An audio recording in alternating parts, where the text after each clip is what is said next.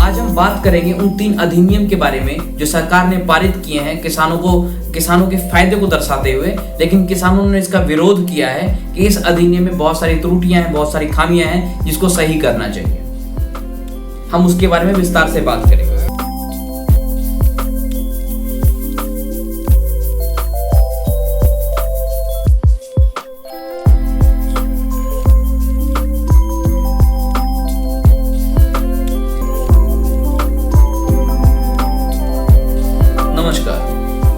किसी भी देश को सफल मजबूत बनाने के लिए समय समय पर नए अधिनियम, नियम और कानून को पारित किया जाता है। भारत भी दुनिया का सबसे बड़ा लोकतंत्र है जहां पे समय समय पे ऐसी चीजें चलती रहती हैं। अभी हाल ही में किसानों के लिए 3 नए अधिनियम पारित किए गए और उसके खिलाफ एक जन आंदोलन किया गया, किसान आंदोलन किया गया था हरियाणा में 20 और 21 जुलाई को।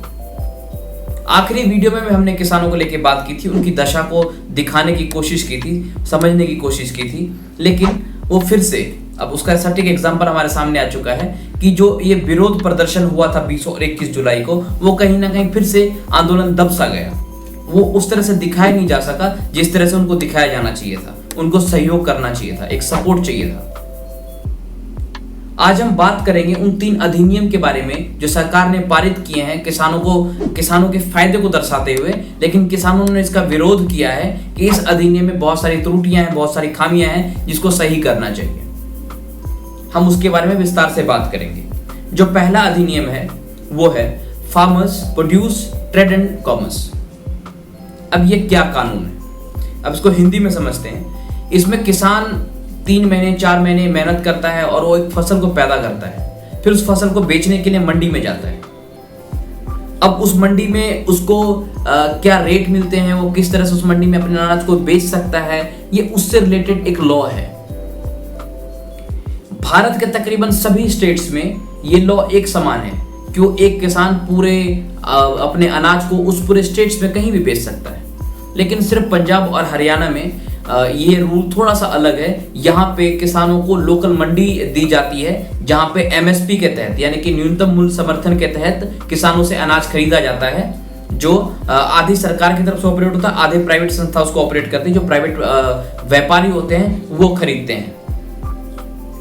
और इसी के लिए हम ये मानते हैं, इस रूल के तहत हम ये भी मानते हैं कि हरियाणा और पंजाब के किसान इसलिए शायद ज्यादा सक्सेसफुल हैं, क्योंकि ये जो अधिनियम है वहाँ पे कहीं ना कहीं स्टेट्स की तरफ से एक जो कठोर कदम उठाया जाता है जहाँ पे किसानों को डायरेक्ट समर्थन दिया जाता है।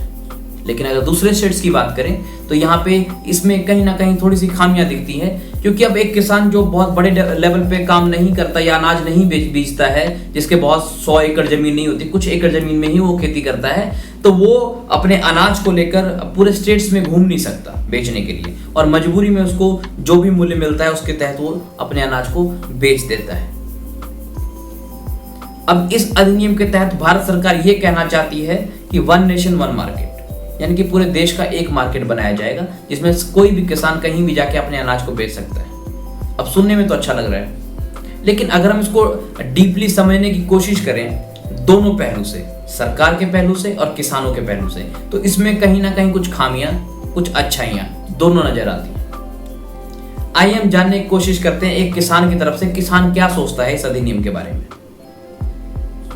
योजनाओं से क्या मिलेगा किसान को? एमएसपी दो। पहला इनका जो अध्यादेश है उसके अंदर क्या होगा, इन्होंने खुली छूट दे दी। किसको दे दी? व्यापारी को, छोटे को, बाहर की कंपनी को या अंदर की कंपनी को। उससे सिर्फ निजीकरण को बढ़ावा मिलेगा। इसको निजीकरण में ले जाने की कोशिश है। सिर्फ ये सेक्टर बचा हुआ था देश का कि इसमें निवेश कैसे हो। किसान चाहे मरो, लेकिन विदेशी कंपनियां और हमारे देश के बड़े बड़े उद्योगपति इसमें घुसाए जा रहे हैं और किसान बर्बाद किया जा रहा है। इस तीनों एक्ट में अगर एक चौथी लाइन सरकार लिख देती कि किसान का एमएसपी से नीचे एक दाना भी नहीं खरीदा जाएगा तो हमें कोई आपत्ति नहीं थी, लेकिन एमएसपी शब्द को इन्होंने छुआ ही नहीं। तो जैसे सब्सिडीज दे रही है सरकार, हमें सब्सिडी नहीं चाहिए, हमें फसल का रेट चाहिए। हमें कर्ज की बात करिए, कर्ज नहीं चाहिए, फसल का रेट दे दो। हमें कर्ज लेने की जरूरत क्या पड़ेगी? सरकार, हमें अनुदान की जरूरत नहीं है, हमें हमारी फसलों के रेट दे दो। हम खुद इतने समर्थ हैं, देश को हम और भी ज्यादा बढ़ देंगे, समर्थ बना देंगे। पूरा चीन का युद्ध लड़ रहे हैं बॉर्डर पर सारी मीडिया, वहां से थोड़ी फुर्सत मिली, हॉस्पिटल जिसमें अमिताभ बच्चन थे, नानावटी, उधर जा खड़े हुए, उधर से ये विकास दुबे पर आ गए, विकास दुबे से ये वापस फिर इसमें सचिन पायलट के वहां चले गए। किसान की देश के अंदरूनी हालात इतने खराब हो रहे हैं साहब, अब आर पार के बगैर कोई समाधान नहीं है, सरकार ऐसे नहीं चाहती। मैं दावा करता हूं इस पर देश के जितने भी विद्वान हैं, पढ़े लिखे या किसान, आप एक बार अंदाजा लगा के देख लो, 2014 में चना, सरसों, धान, कपास, मूंग, मोट, गुआर का क्या रेट था और आज क्या है। कम से कम 2 कदम तो चल के दिखलाते, 2 कदम तो, बल्कि लागत किसान की डबल हो गई है और आमदनी वहीं की वहीं खड़ी है। आज बेचारा बिहार का किसान अपने यहाँ कुछ 1750 के आसपास इसका मक्का का MSP रखा हुआ है, वहां पर 600-700 से ऊपर नहीं बिका है साहब, आप तसल्ली करके देख लो।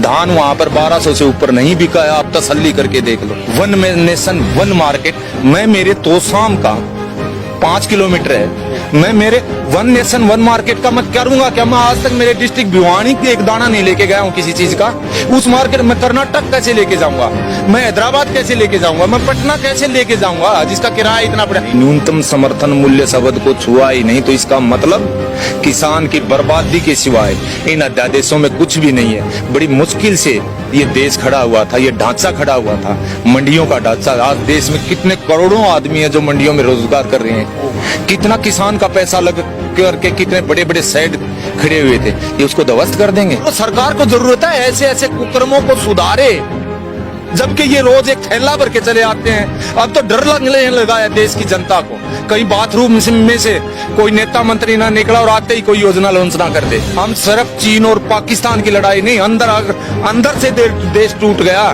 तो पाकिस्तान और चीन हमें तो गुलाम रहना है इनके हैं, फिर वो कर लेंगे, फर्क क्या पड़ेगा। अंदर से मजबूत करो देश को, और किसान के बगैर मजबूत कोई नहीं कर सकता, कोई नहीं कर सकता। हमारा देश कृषि प्रधान देश है और इसको उद्योग प्रधान देश बनाने की कवायद चली हुई है। WTO का प्रेशर हो या किसी बड़े बड़े अंबानी अदानियों का प्रेशर हो, बेचा जा रहा है किसान को आज। जी हाँ, अब हम बात करेंगे इस अधिनियम के बारे में। ये अधिनियम कहता है कि अब किसान अपने अनाज को कहीं भी पूरे भारत में बेच सकता है, लेकिन बेचेगा कैसे? बात तो ये भी है, क्या वो किसान जो बहुत बल्क में इसको प्रोड्यूस नहीं करता है, और क्या वो इतना सहज है या इतना वो समर्थ है उसके पास कि उस पूरे अनाज को लेकर पूरे देश में घूम के बेच सके? बिल्कुल नहीं।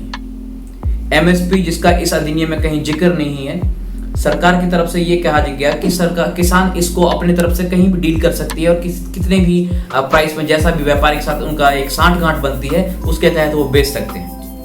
लेकिन क्या ये सच में पॉसिबल है? वो भी भारत में इस वक्त, जहाँ पे हमें साल में 2-3 महीने प्याज के दाम ऐसे मिलते हैं जहाँ की गरीब आदमी प्याज खाना छोड़ देता है। ऐसा तो नहीं कि प्याज की पैदावार कम है भारत में, पैदावार तो बहुत होती है, हर साल लाखों टन प्याज सड़ते हैं महाराष्ट्र में, लेकिन फिर भी साल के 2-3 महीने ऐसे होते हैं जहाँ पे लोगों के सब्जियों से प्याज गायब हो जाता है, टमाटर गायब हो जाते हैं। उसके तहत ये रूल, जहाँ पे MSP का कोई जिक्र नहीं, जिसकी वजह से किसानों ने विरोध किया था, और उस विरोध को मीडिया ने कहीं भी दिखाया है, बट वही है, एक पूरे ब्रेकिंग न्यूज में छोटा सा एक खबर जो साइड में दिखता है हमें कभी कभी न्यूज़पेपरों में, उस तरह से इसको दिखाया गया। जहाँ पे मीडिया को अपनी पावर को दिखा के इनको सपोर्ट करना चाहिए था, इनकी बातों को आगे लेके आना चाहिए था, वहीं कहीं ना कहीं थोड़ी सी गलती हुई है। और ये अपने आप में एक सवाल खड़ा करता है कि हम किस तरह से किसानों को एक जो अपनी सोच पे ले रहे हैं उनको किस तरह से सपोर्ट कर रहे हैं।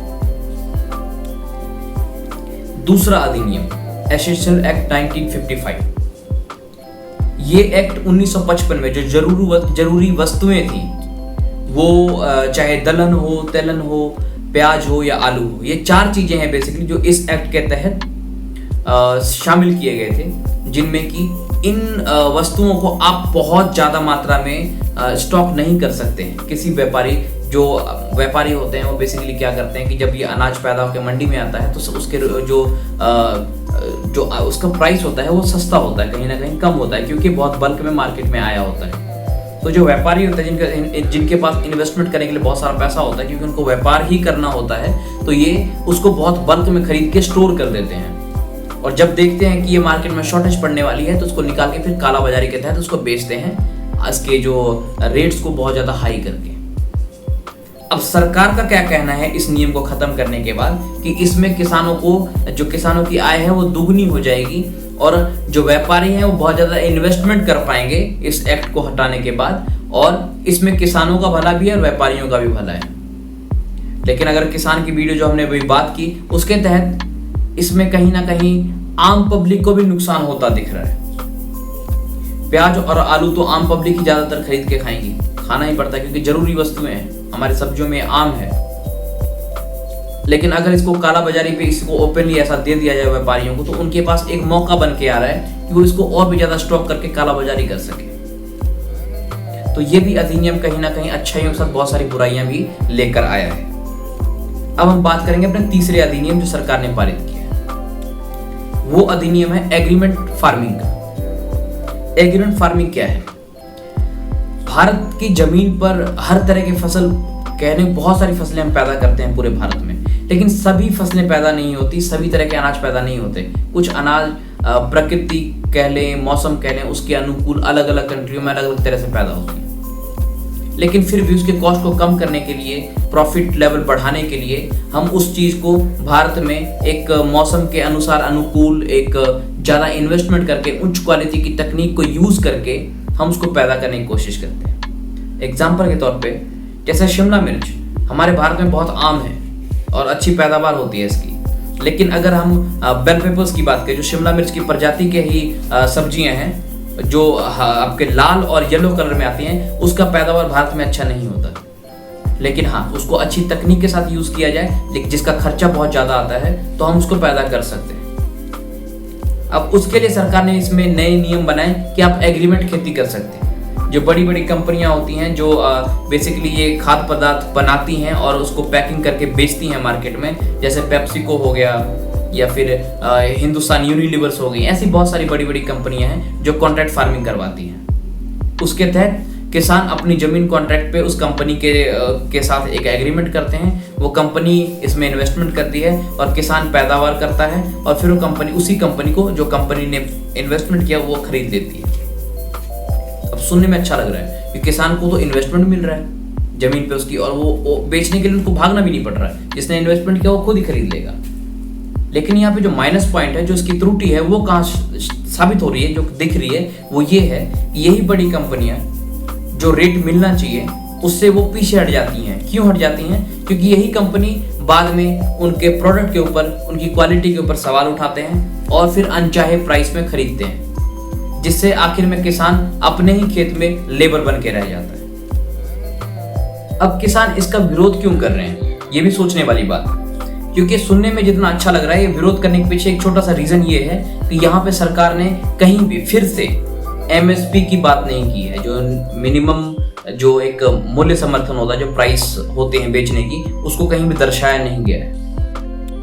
अगर इसी नियम जो ये अधिनियम लेके आए हैं, इसमें कहीं ना कहीं अगर ये बात मेंशन होती कि उसको इस पैदावार के ऊपर उसको मिनिमम जो एक मूल्य जो निर्धारित कर दिया जाता, तो किसान भी शायद खुशी खुशी करते और उनको फायदा भी होता।